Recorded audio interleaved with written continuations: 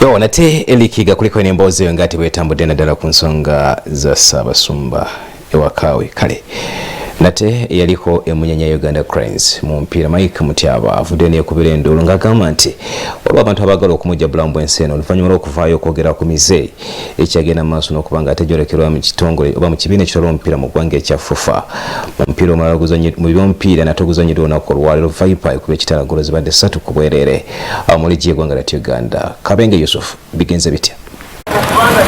Oluvannyuma lw'okuvaayo okwogera ku nsonga eziruma abasambi b'omupiira kati sabbiiti 3 Mike Mutyaba yagonnyuka agamba nti obulamu bwe buli mu matigga oluvannyuma lw'abantu ab'enjawulo bamukubira essimu nga bamutiisatiisa okumuta. Amasimu gamukubirwa Mutyaba bagenda kutta, Mutyaba bagenda kutuusaako obubi, Mutyaba bagenda kuwa obutwa, Mutyaba bagenda kukuba amasasi, ebintu ng'ebyo.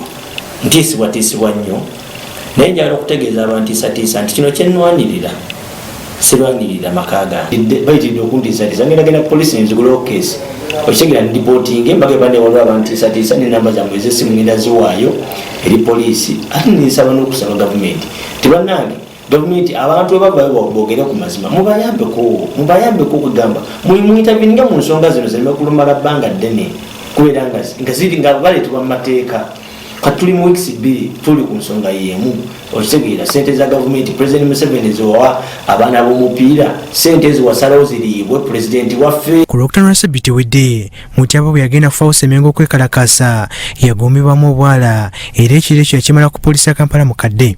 Mutyaba agamba nti waliwo n'abamu ku b'ebyokwerinda abaagala okubulankanya omusango gwe yaloopye ku poliisi.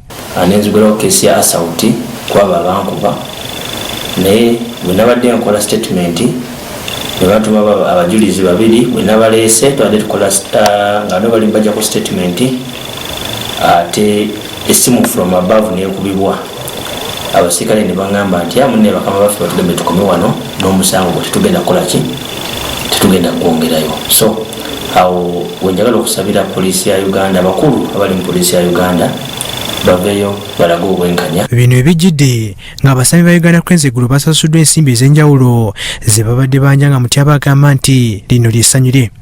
Abasambi bankubidde amasimu nga bagamba Mutyaba bali kutuyambako kubeera nga otubanjirako sente zaffe era abakyani basasuddwa abadde mu qualifier basasuddwa mpira gwa Sudaani Burkina Faso ne Malawi basasuddwa.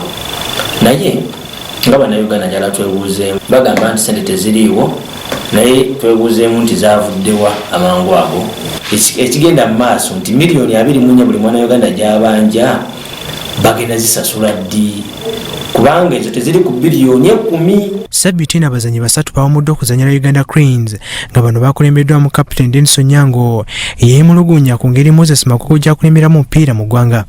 What did they play? When you demand for money, what have you put on table? They went there and played shitty football. And then they come back, okay. Mubanja chimwakola chi. Mwe mujja okumusambira emipiira gya World Cup. Nze siina budde bwa musirusiru ngoyo. Alya sente z'abaana ate yeekaza. Abantu baali balina ba miliyoni buli mwezi.